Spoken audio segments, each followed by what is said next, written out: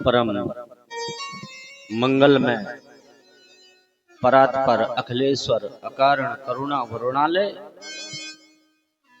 भक्तवांछा कल्पतरु तड़िद्युत विनंदित पीतांबरधारी बाल स्वरूप श्री रघुनाथ जी की प्रत्यक्ष वांगमय प्रतिमूर्ति श्री रामचरितमानस। ईश्वर की असीम कृपा और अनुग्रह से नित्य प्रति की भांति अपने मन और वाणी को पवित्र करते हुए हम और आप भगवान के सुंदर अमृतमयी चरित्रों का आस्वादन कर रहे हैं।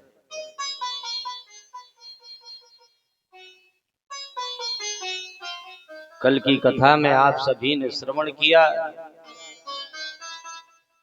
लक्ष्मण जी परशुराम जी का संवाद, उसके पश्चात पत्रिका भिजवाई गई दशरथ जी के यहाँ, बारात लेकर के आए और विधिवत राम जी सीता जी का पाणिग्रहण संस्कार हुआ।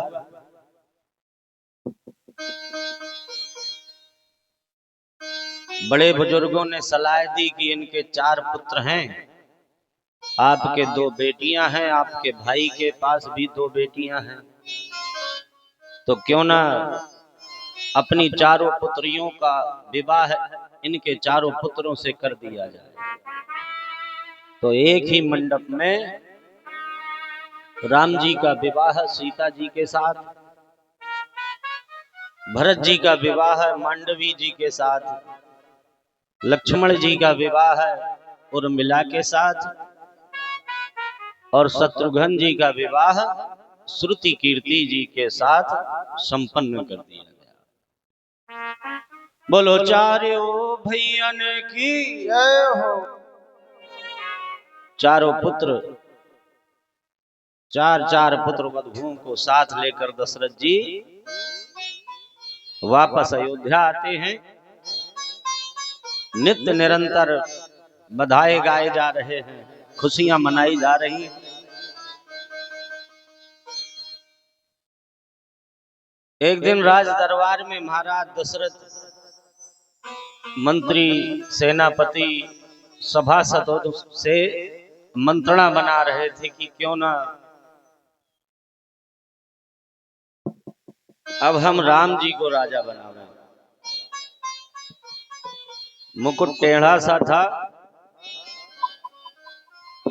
तो किसी से दर्पण मंगा के अपना बदन, अपना चेहरा देखते हैं, तो पाते हैं श्रवण समीप भय सित केसा, मनहु जरठपन अस उपदेशा। कान के पास बाल सफेद हो गए हैं,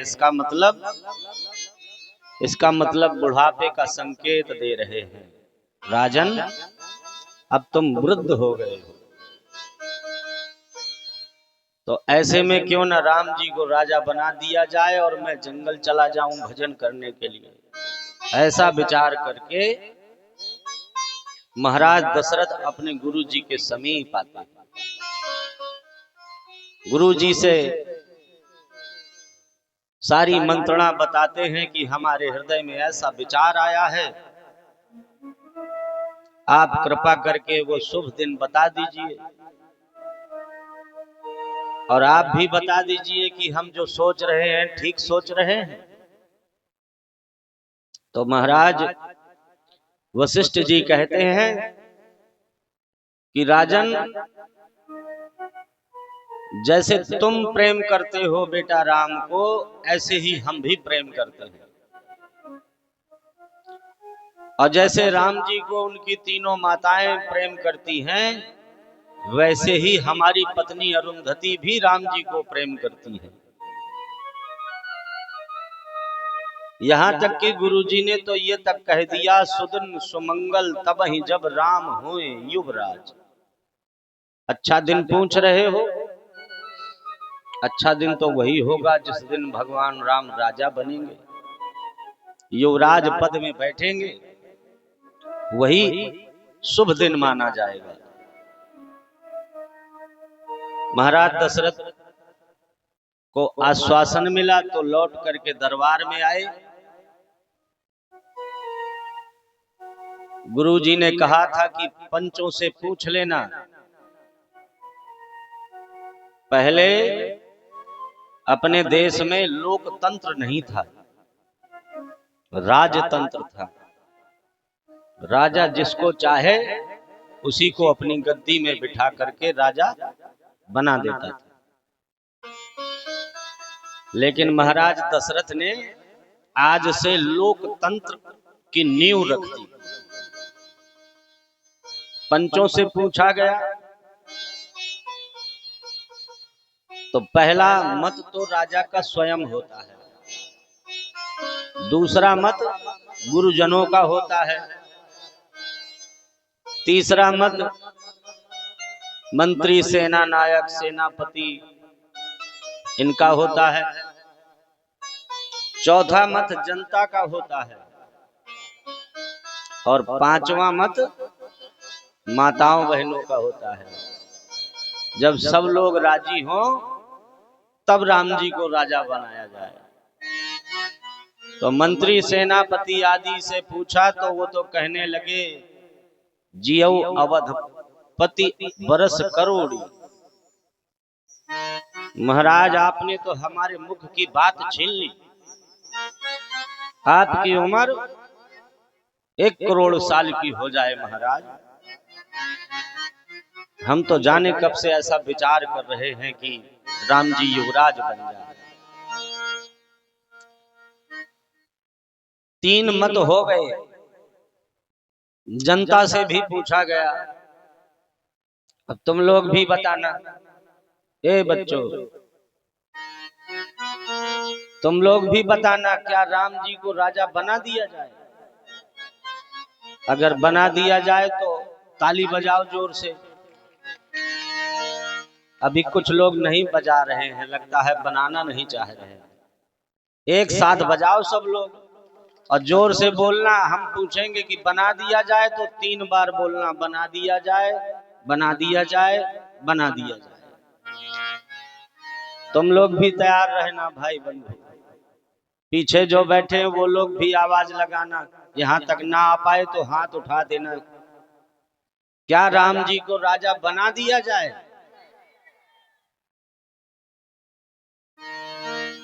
जैसे तुम सबने समर्थन दे दिया कि बना दिया जाए, ऐसे ही अयोध्या की जनता ने समर्थन दे दिया। अब देखो 4 मत पूरे हो गए। राजा भी चाहते हैं, गुरुजन भी चाहते हैं, सेना नायक, मंत्री आदि ये भी चाहते हैं और जनता भी चाहती है कि राम जी राजा बन जाए। अब एक मत रह गया। बैठ करके मंत्रणा बना रहे थे सामग्री के लिए।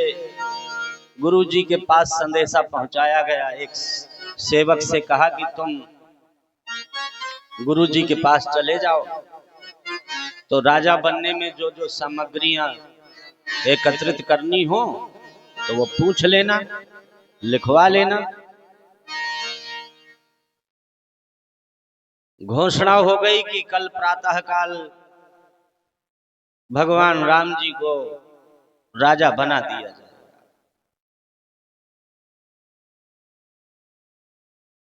संध्या होने को आई। महाराज दशरथ भी दरबार खत्म करके भीतर महलों में प्रवेश कर रहे होते।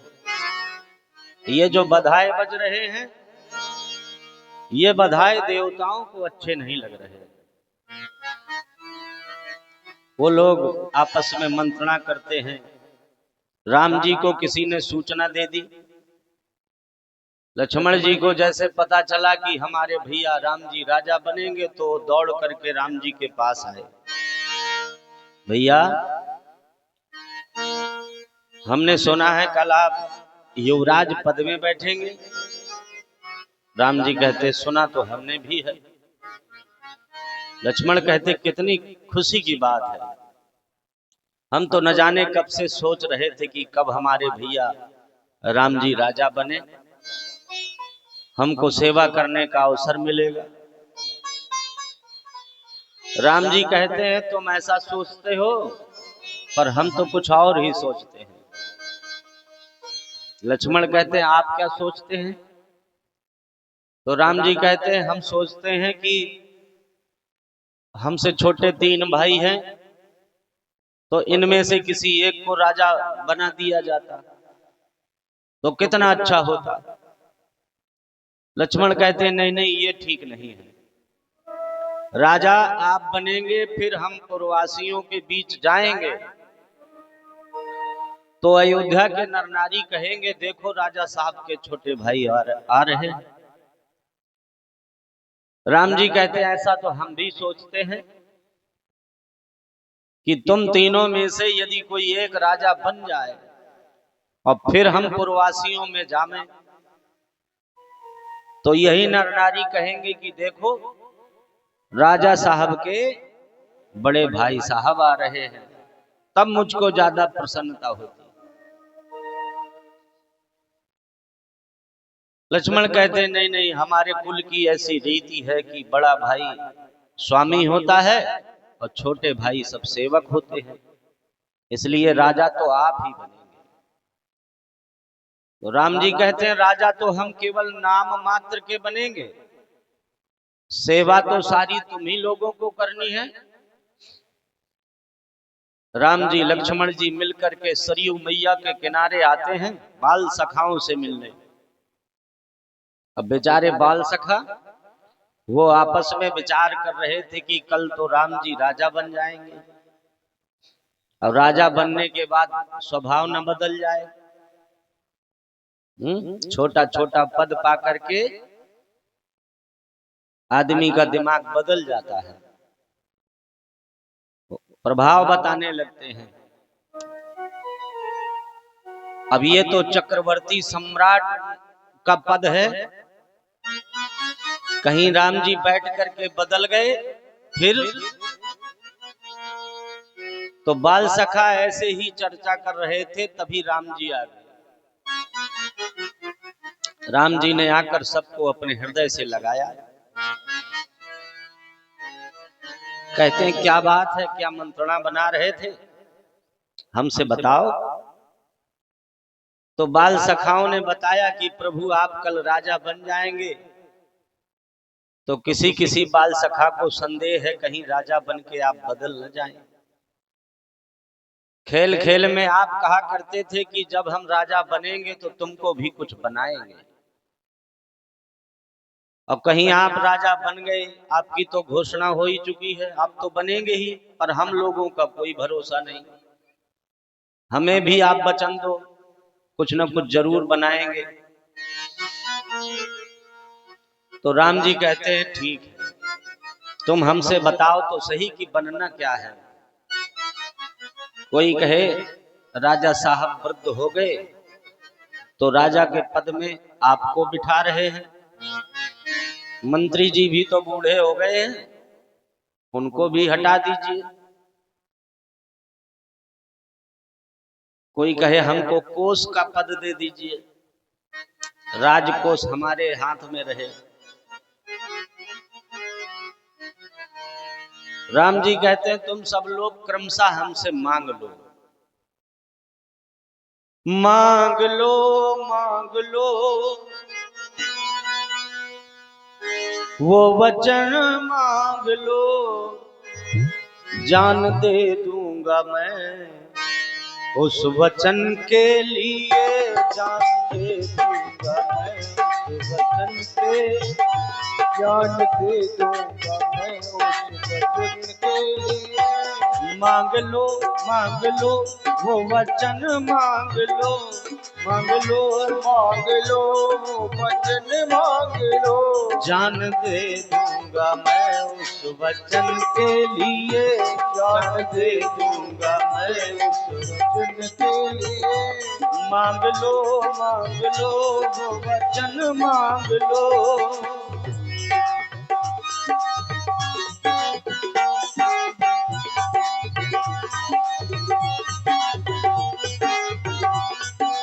राम जी कहते हैं, हे मित्रों, खेल खेल में ही सही, पर हमने तो वचन दिया था ना,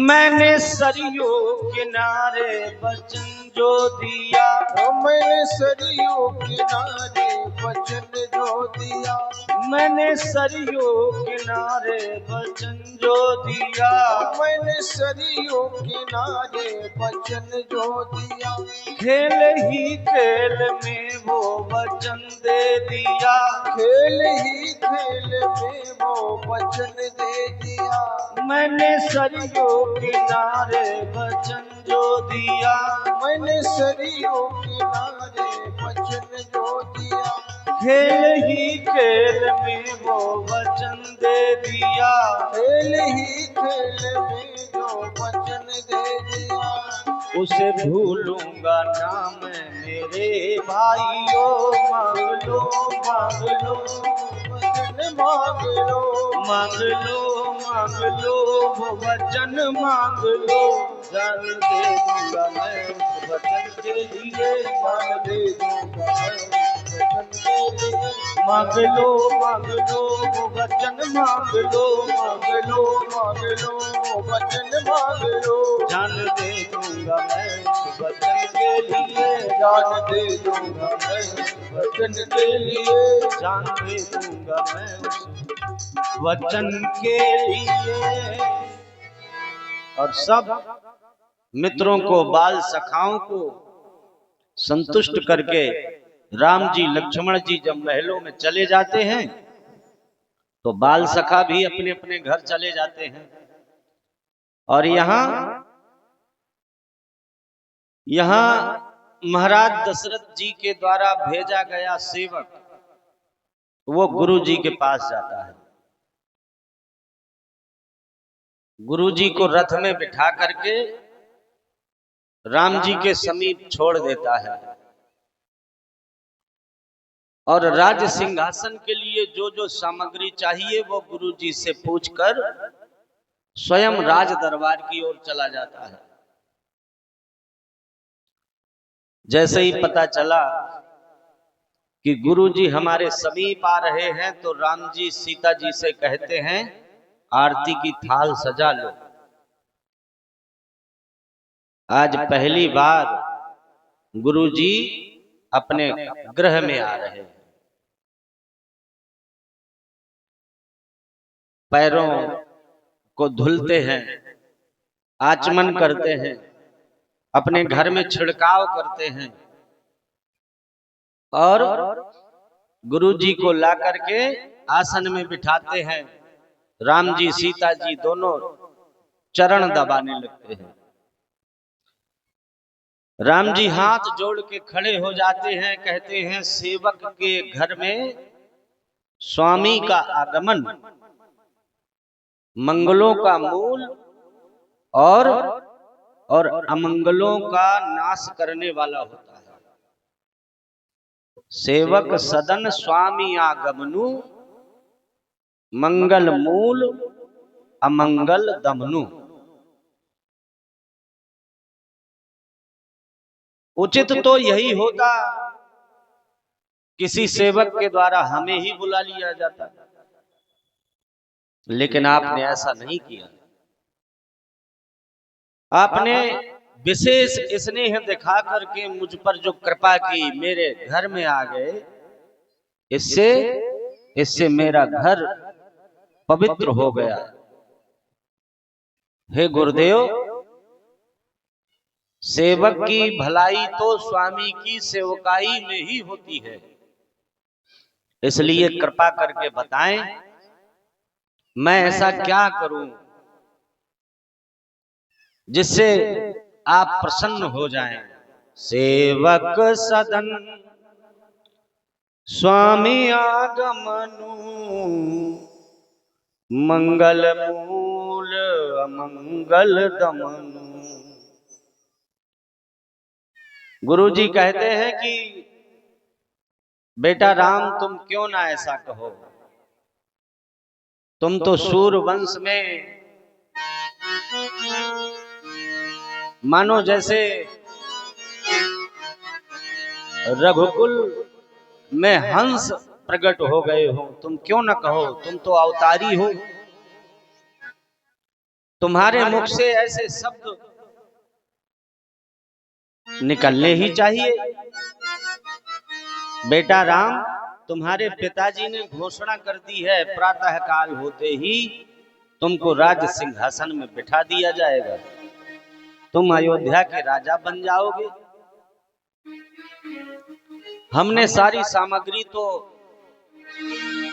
सेवक के हाथों महाराज के पास पहुंचा दी, पर कुछ ऐसी बातें थी जो केवल तुम्ही को हमारे द्वारा समझाई जा सकती है। इसलिए महाराज ने हमें तुम्हारे सदन में भेज दिया, तुम्हारे गृह में भेज दिया।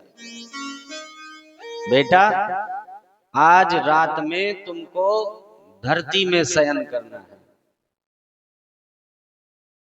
और प्रातः काल ब्रह्म मुहूर्त में जाग करके सीधे सरयू मैया में जाके कांस कुसा आदि को हाथ में रख करके स्नान करना है और उन्हीं वस्त्रों में स्नान किए हुए सीधे राज दरबार तक आना है। जब तुम राज दरबार में आ जाओगे तो हम तुमको वहीं मिलेंगे। और ये सब बातें बता करके गुरुजी सुंदर आशीर्वाद देकर चले जाते हैं। सीता जी भी राम जी के समीप थी, उन्होंने जैसे ये सब सुना तो वो अपनी सास के पास, कौशल्या माँ के पास चली जाती हैं सेवा करने। यहां राम जी विचार करते हैं कि हम सब भाइयों का जन्म तो एक ही साथ हुआ है, जन्मे एक संग सब भाई, भोजन शयन केलि लड़काई, कर्ण वेद उपवीत विवाह, संग संग सब भय उछाहा। जन्म की छोड़ो, हम लोगों का नामकरण भी एक ही साथ हुआ, कानों का छेदन, यज्ञोपवीत, यहां तक कि विद्या का अध्ययन भी चारों भाइयों का एक ही संग संग हुआ। अच्छा, विद्या अध्ययन ही नहीं बल्कि जब विवाह की बात आई तो चारों भाइयों का विवाह भी एक ही साथ तो हुआ। विमल वंश यह अनुचित एकू, बंधु बिहाय बड़े ही अब से। सूर्यवंश में ये काम ठीक नहीं हो रहा है, सब भाइयों को छोड़कर केवल हमें राजा बनाया जा रहा है, ये तो बहुत बुरा हो रहा है। पर क्या करें, कर भी क्या सकते हैं, ऐसे राम जी सोचते हैं। और यहां देवता जब देखते हैं कि अयोध्या में तो घोषणा हो गई राम जी प्रातः काल राजा बन जाएंगे, अब रात भर में क्या करें।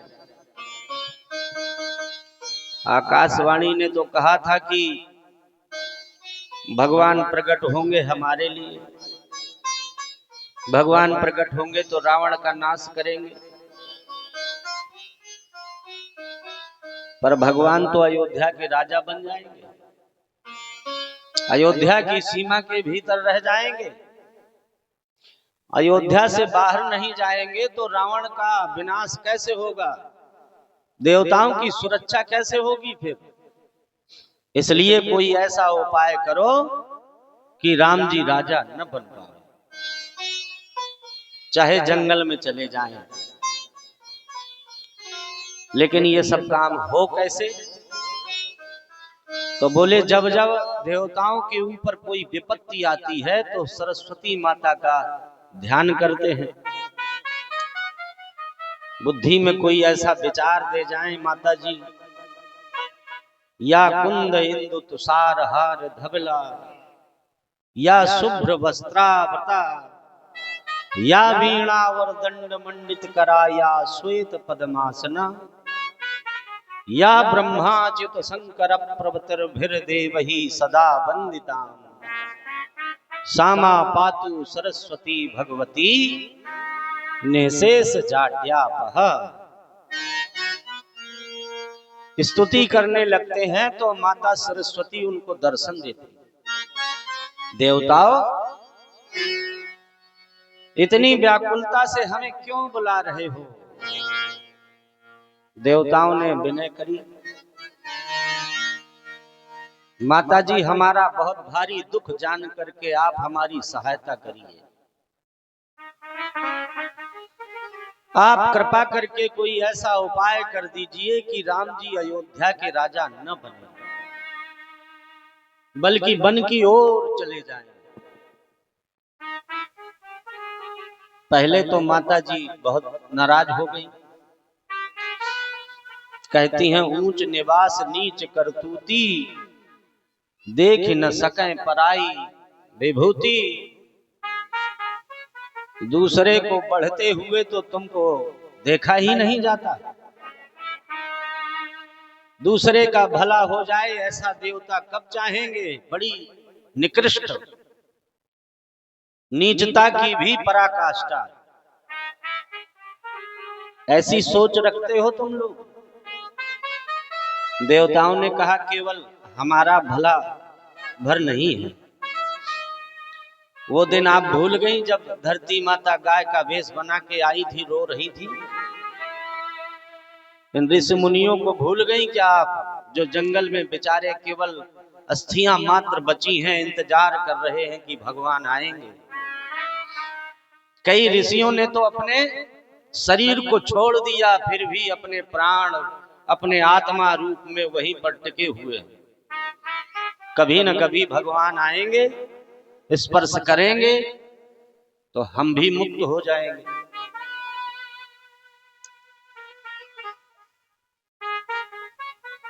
माता जी को भी लगा कि देवता ठीक ही कह रहे हैं, सबका भला इसी में है कि राम जी अयोध्या के राजा न बनकर वन की ओर प्रस्थान कर दें।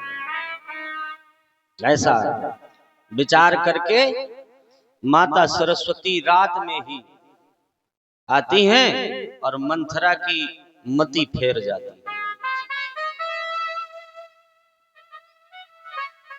वो जागती है, बाहर देखती है, चारों तरफ चकाचौंध प्रकाश ही प्रकाश, बंधनवार पताके सजाने में लगे हैं।